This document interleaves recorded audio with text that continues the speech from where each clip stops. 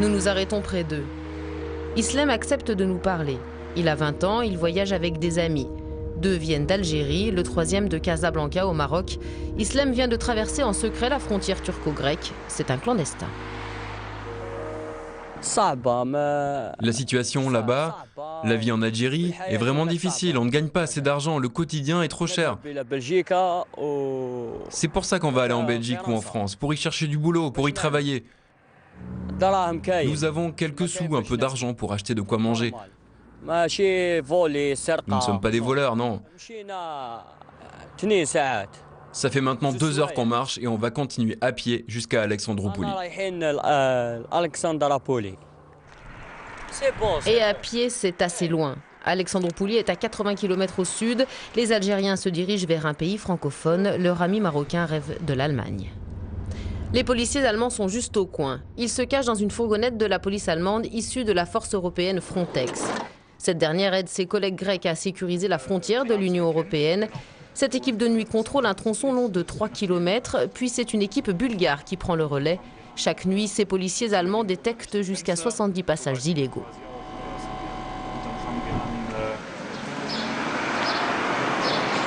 Plus de 80% des réfugiés présents dans l'Union européenne traversent la frontière turco-grecque. Depuis 2002, il existe un accord turco-grec de réadmission, mais il semble n'exister que sur le papier, comme le souligne le chef de la police d'Orestiada. Lorsque nous arrêtons des clandestins de notre côté, nous demandons aux Turcs de se conformer à l'accord de réadmission. Mais par exemple, en 2011, nous avons arrêté 55 000 migrants illégaux ici, dans la région d'Evros. Et les Turcs n'en ont repris que 731. La Turquie ne se conforme pas à l'accord de réadmission. C'est en avion que les Marocains et les Algériens se rendent à Istanbul. Ils n'ont pas besoin de visa. Ils embarquent ensuite dans des minivans qui les emmènent à Edirne, où des passeurs les font passer côté grec, soit à pied, soit via le fleuve Evros, et la traversée est risquée. Nous collaborons avec la police turque depuis l'année dernière pour traquer les passeurs. Mais je ne peux pas dire si les résultats de cette collaboration sont encourageants. Ce dont on s'aperçoit maintenant, c'est que les passeurs restent de l'autre côté de la rivière.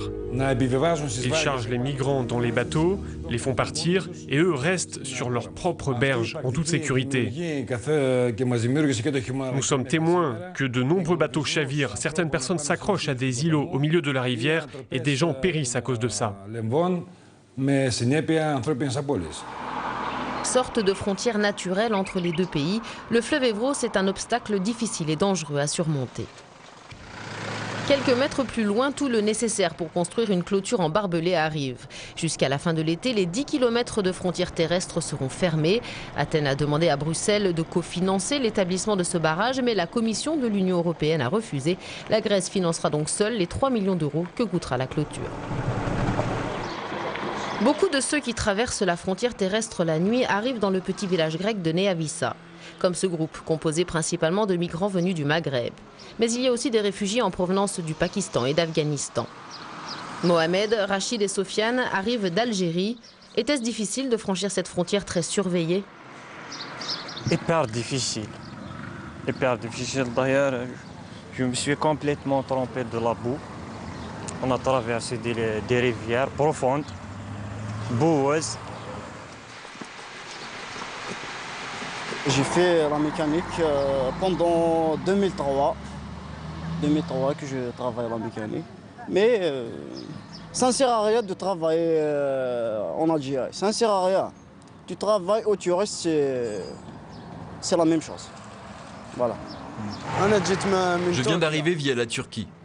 Regardez dans quel état je suis, mon état de fatigue, mes vêtements. C'est vraiment difficile de traverser la frontière par ici. Quelqu'un qui n'a pas vu ça de ses propres yeux ne peut pas comprendre combien c'est difficile de traverser.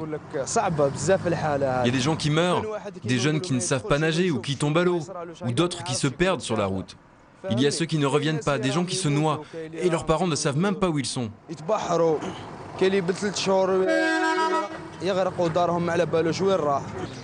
Une fois côté grec, sur le territoire de l'Union européenne, les migrants appellent la police. Ils savent que la Turquie ne les reprendra pas et que la Grèce n'a pas les moyens matériels et financiers pour les renvoyer dans leur pays d'origine.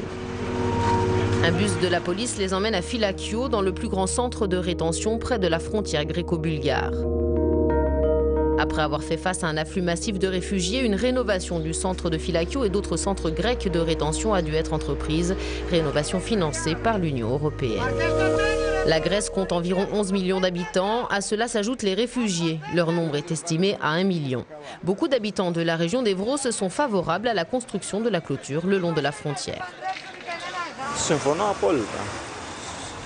Je suis complètement d'accord avec la construction de cette clôture pour empêcher les clandestins de passer, car ils ne doivent pas venir dans notre pays illégalement. Il n'est pas juste qu'ils prennent nos emplois ou qu'ils nous fassent mal économiquement parlant ou autrement.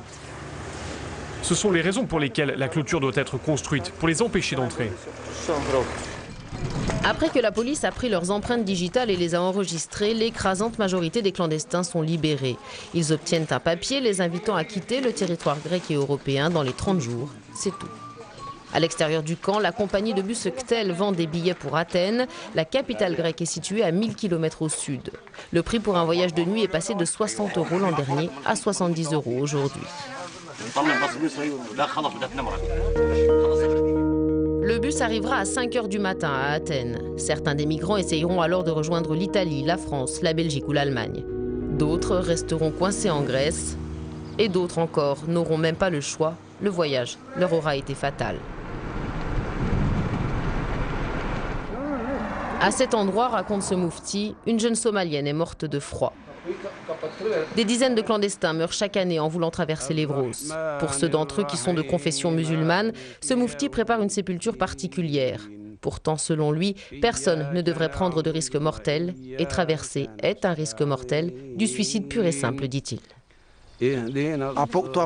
La religion interdit de prendre des risques démesurés ou de se suicider. Il ne faut pas faire d'enterrement pour ceux qui se sont suicidés. Mais ici, nous faisons quand même la prière pour ceux qui sont morts en traversant cette frontière mortelle. Ils l'ont fait parce qu'ils ont perdu la tête. S'ils avaient vraiment su qu'ils allaient se noyer, ils ne seraient pas venus.